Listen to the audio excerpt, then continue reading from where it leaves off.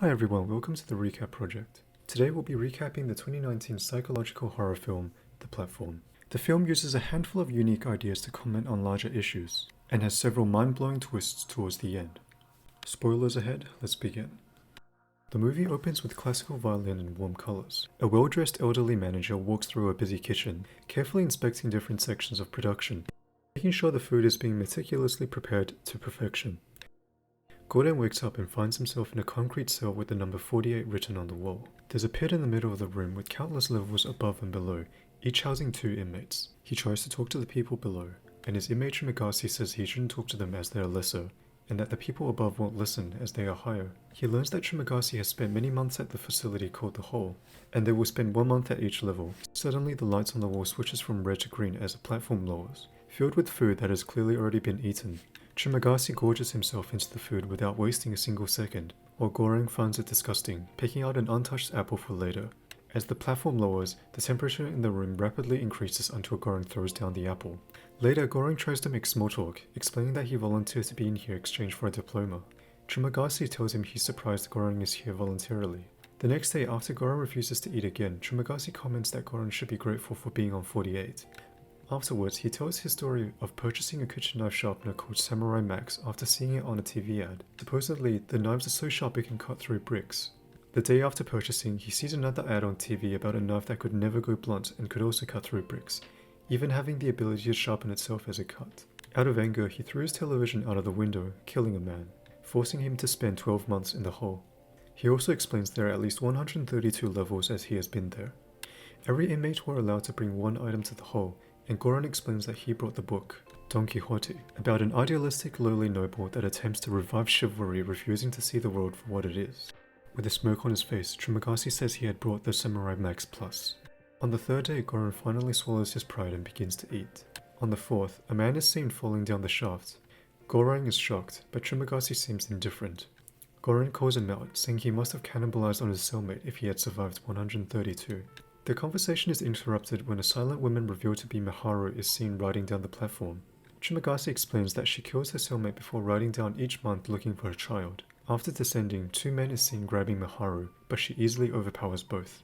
Trimagasi then explains that he and his last cellmate survived by feasting on a corpse that fell. In the following weeks, Goran begins to adjust to life in the hole, ignoring those above and below and befriending Trimagasi. The last day before the reassignment of cells, Trimagasi tells Goran that he likes him, but he doesn't think he will survive very long. The next morning, Goran wakes up fully tied to his bed. He looks at the wall. They were both assigned to 171. Trimagasi explains that he is tied up as a precaution, as he is younger and stronger than him, but then goes on to say that Goran is like a snail and will be harvested to make escargot on day 8.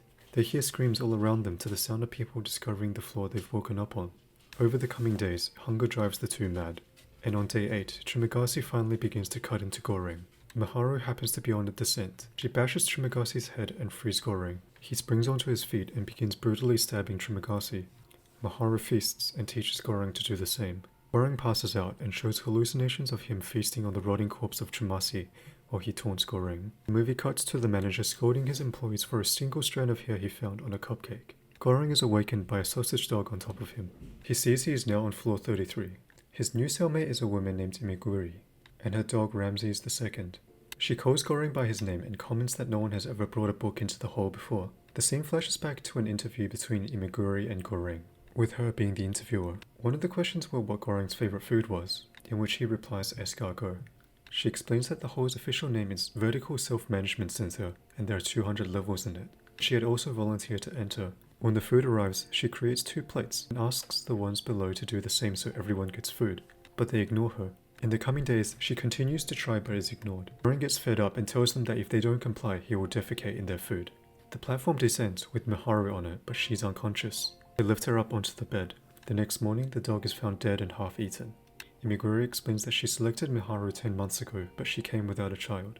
She explains that she has cancer and came to try to help the people here.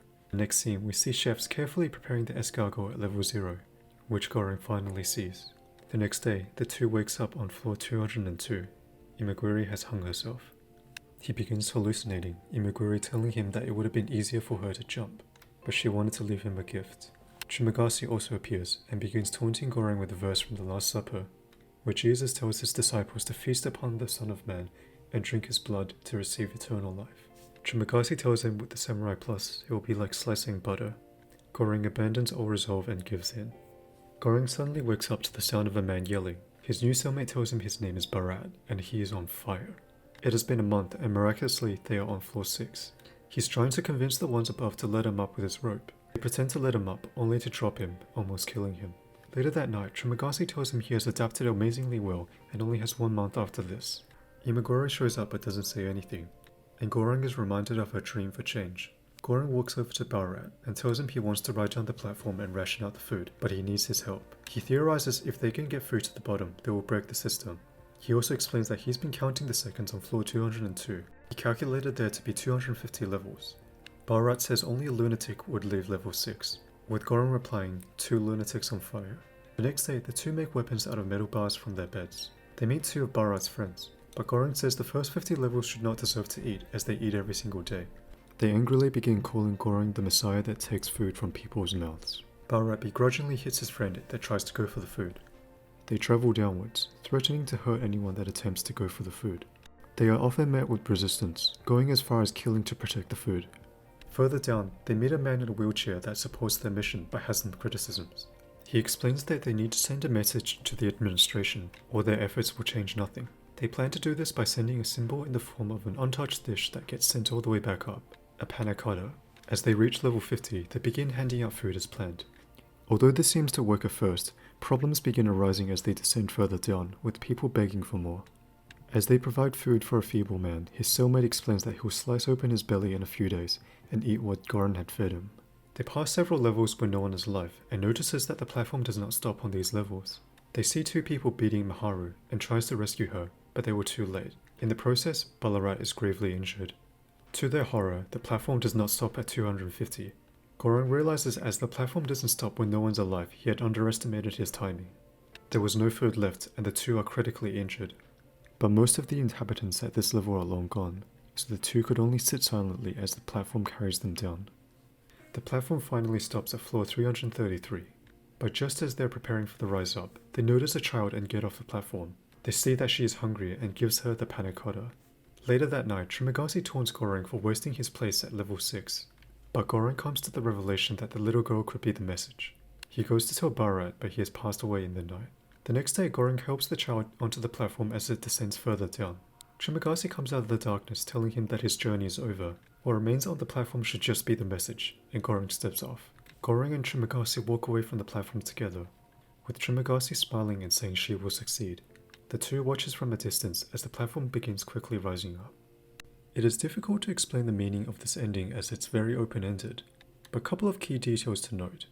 The biblical implication of the existence of 333 levels means that there are 666 people, providing the whole with a direct comparison to purgatory, with the people there being punished for their sins. One interpretation of this ending is the girl representing life of a human being and hope of a new generation, and that she represents the idea of people in the whole working together to beat the system. But a bleaker interpretation is that although the girl does make it to the top, ultimately it wasn't through the idea of spontaneous solidarity that Imaguri talks about, but rather than the efforts of Goreng and Ballarat to make a difference. As Goreng watches the child divinely ascend the levels in the end, it is a metaphor for Goreng dying in peace, believing he had made a difference. But is ultimately futile as the system itself is truly broken, with there truly not being enough food for everyone. But as the director of the movie tells us, the end of the film is up for interpretation. What do you guys think the message of the girl represents?